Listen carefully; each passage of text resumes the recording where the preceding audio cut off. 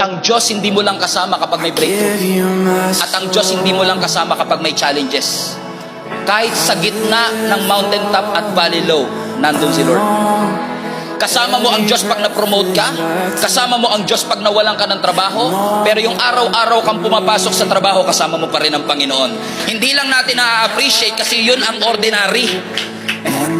Marami sa atin nagsisimba para magpasalamat. Grabe ginawa ng Diyos. At marami rin nagsisimba para may matinding gawin ang Diyos. Pero minsan nakakalimutan nating ipagpasalamat yung araw-araw sinusustain niya tayo.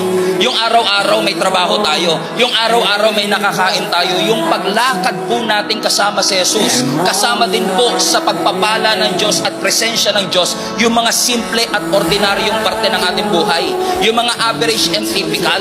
Yung simpleng pagsikat ng araw kasama mo ang Panginoon. Yung simpleng paghinga mo every second kasama mo ang ating Panginoon.